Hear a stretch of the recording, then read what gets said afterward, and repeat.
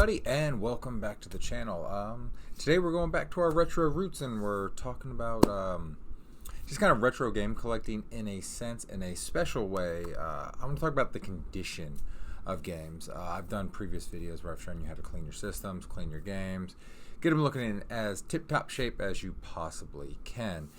And today, when I made an order off Macari for two rarer N64 games, with damaged labels, it got me thinking, because I want them for my collection. I want the complete N64 collection, which with an order I just got today, we're at 178 of 296 now. So pretty proud of that. We're well more than halfway there. We're almost to 100 games now, and I'm hoping that by this weekend I'm going to Collecticon Richmond. I'm hoping that by this weekend that I will have at least 196. I only have 100 to go. I mean, we'll see what we find there. Collecticon seems to be very heavily, at least from the advertisements, very heavily Pokemon and anime focused, but I'm hoping with that kind of focus we get some video games, some retro games in there, and hopefully I can find some good N64 games at good prices, as well as some other retro games that I'm currently looking for to add to my collection. Not a completist collection like the N64 Pursuit. Sorry, I'm stealing that from the Pixel Pals. Just like I want NHL 2K10. It's got Alexander Ovechkin on the cover of it, and I always preferred the 2K hockey series to the EA NHL games. And I do, yeah, it's off camera, you can't see it. I do have a collection of sports titles with some of my favorite athletes on them. Ken Griffey Jr., Josh Allen, Michael Jordan in a Wizards uniform that I picked up in Japan. Check out my Japan haul video to see that beautiful PlayStation 2 game. And then I also, in my last Japan haul, I got the Japanese version of Madden 93, which I think was just called Pro Football 93. And even though it's not licensed by the NFL, it's clearly Jim Kelly on the cover. So I do kind of have an affinity for collecting sports titles with my favorite athletes on the cover. Which I also have Joe Montana football. He was my favorite quarterback growing up. But with that said, Collecticon, hopefully getting some more N64 games, finding NHL 2K10 over there as well for a good price. But yeah, so the topic at hand, when you get a game, and I got a couple examples right here. This one's a perfect example. It's Majora's Mask, the Japanese version. I got this early on in my collecting days. This came in a bundle or a set that I ordered, and I was like, yeah, Majora's Mask, cool. Obviously, the label's torn to shit. And then, I don't know if the camera's going to pick it up well, but there are scratches. Yeah, you can kind of see it. Scratches and fading on this Mario Golf label. And I do have a few other in the N64 set that the labels could be better. So, question I'm posing to you, the audience, and something I'm going to kind of discuss myself about it is, if you have the original case, the original board in there, and you get a very good replacement label to put over something damaged like this, does it affect like the originality of the game? And I kind of looked on Reddit before I decided to make this video. In fact, looking on Reddit, I should also show the back of that. It's kind of messed up too. And looking on Reddit, it got me kind of thinking about a couple things, because I'm not collecting these as a speculator. Sorry, God, I should edit that out, but I'm not going to edit that out. We're rolling here. I'm not collecting as a speculator. I'm collecting because the N64 growing up was my favorite system, and when I started getting games for it again, I decided I was going to go all in and get a 100% collection of it. So I'm not collecting these to like, oh, I'm going to flip them one day for a ton of money or anything like that. Like, I probably will eventually sell the collection. I don't know like how I'm going to sell it. If I'm going to try to sell it as one whole thing, sell it individually, but one day I'll probably, I imagine probably somewhere in my 50s, be like, this is cool. I'm not really into that anymore. I want room for something else, and sell it. But it won't be like, oh, I hope I like doubled or tripled what I paid total for it. It won't be any of that. So the value is something that I know was a concern for people on Reddit, but my thought process is if I bought a beat up 64 Ford Mustang and fixed it up, like replaced the quarter panel, put a new engine in there, replaced the upholstery, made it look brand new again, it does the opposite. It doesn't affect the value. In fact, if I were to resell it, I could probably sell it for a lot more money than I paid for the initial car. Don't know if I'd recoup what I put into the car, but it would raise the value of the car in general. So replacement labels kind of thing. Like I do want like some of my nicer games, especially the games that I particularly like, like this Japanese Majora's Mask, to have to look as nice as possible. So I'm thinking about getting replacement labels for some of these games. Not the Mario Golf one. This one's not bad, at least to me. Like I'm fine with this label. I'm not going to replace that label. But the 2 games that I ordered, which I think I'm going to save when those come in, do like a big haul video after Collecticon when those come in, things like that. I think I'm going to get replacement labels for the 2 games because I want them to look nice on the shelf. One game is a more rare, valuable game, so I want it to look as nice as possible also, because it's probably going to be, those are mostly in alphabetical order, but I do kind of like put some of my favorite games, some of the cooler games out in front. Like you can see No Mercy, there's the Gold Kart Zelda, Ken Griffey Jr. Baseball right out in front. None of those start with A. And then 1080 Snowboard, which is a number, I think that is the first game in the N64 catalog, is 1080, if you go by numeric and then alphanumeric order. I don't think Battle Tanks, which you can see the green cart, but you can't necessarily see that's Battle Tank. I don't know if that's in the proper order, but again, striking green cart and things like that. So these games are probably going to be front and center there. So I want them to look as nice as possible. I don't want like a faded label. So when you walk in and you look, you're like, oh, what game is that? And I have seen people replace carts in general with the OEM board and get like translucent cases and things like that just to really snazz up their collection.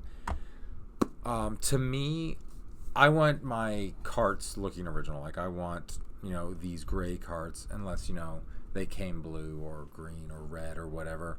I want them to be in the original cart, obviously the original board, not a repro. But I think I'm more on the line of like replacement labels shouldn't affect our perception of the game at all. It shouldn't, like, if you're collecting for value, it shouldn't decrease value, especially if it's like a damaged label. Like I some people on Reddit were discussing like they would rather have the damaged label or the torn up label on the front than say a replacement label that looks nice because the replacement's a replacement. To me, the labels are a sticker. I think the value in the game is, and as far, like when I say value, again, I'm not looking to flip, but value for collecting and things like that, I think it's in the condition of the cart, pins, and the board in general on the inside of the game. I don't think the front or the back label to me should matter as much for your collection. I think if you want a clean looking collection, you don't have any fading or miscolors on your cart, and you just want to get a replacement board for, not board, but replacement label for it, I think that's fine, because I mean most of us add these to the top anyways, and one would think that shouldn't decrease the value. And if you're replacing a damaged label, you could always just peel the new label off if someone doesn't want that, because the label under there is damaged anyway. So what does it matter if you pull the sticker off and there's residue, or you tear the sticker anymore? So that's just kind of my thought on that, talking about retro collection. Oh, and just minor quick haul video, what I got today, Mario Golf, Chef's Love Shack, and then Glover. Finally added those to the collection. Mario Golf was a long time coming, because I thought I had this in my collection for the longest time, and then I was just like marking things off on my checklist, and I was like, Mario Golf's not there? And I went through my whole collection. I was like, holy shit, I don't have Mario Golf. So I finally added that to the collection.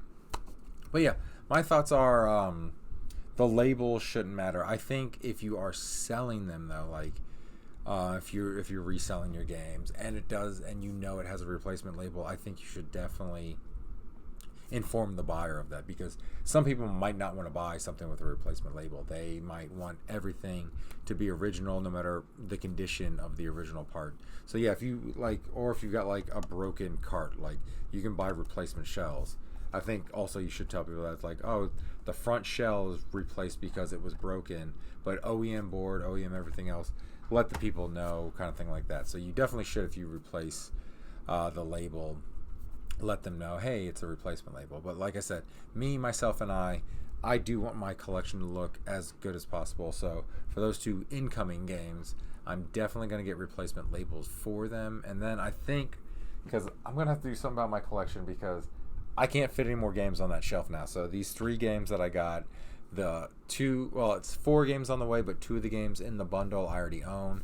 So I'm going to probably take those to like Second and Charles or anything like that, because they're not really valuable games. So I don't think I'm going to go through the trouble of trying to sell them myself. So I'll just add them to like a lot to take to Second and Charles or something like that.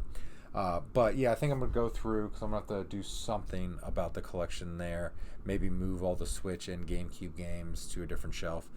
But I think I am going to curate and go through and find the games that have like really messed up labels and then replace said labels, just to make the whole collection really pop and look good.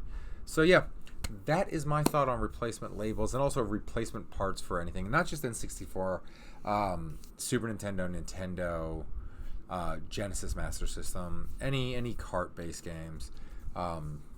When you I think replacing the label is fine. And in fact, like for CD-based games, I've got Jet Set Radio. I got it and it sans the instruction manual. I haven't found a replacement instruction manual yet, but I did print out, just so I don't have a clear case, I did print out, the cover of the instruction manual just to slide in there to look nice. So again, if I were to sell that, I would be like, doesn't come with the instruction manual. This is just a reprint front cover, so it doesn't look stupid, kind of thing. But actually, before I go, I just thought of something, because I was looking over at my inbox collection. Now, repo boxes, that's something a little bit different. That's not the original box. So if you want all your collection to be in a box and you buy a reproduction box, to me, especially if it's like a reproduction box, insert, and instruction manual, that's not complete in box. If you sell that, I think you should sell that as the cart, and then maybe you can put a little extra on there for what you paid for the box. So we'll say Glover, I think is worth like $10. And if I were to buy a reproduction box, insert, and manual for, let's say, $5 for that, then I'd probably sell this for like $15. Be like, you get the cart, repo box, repo manual. I paid $5 for that.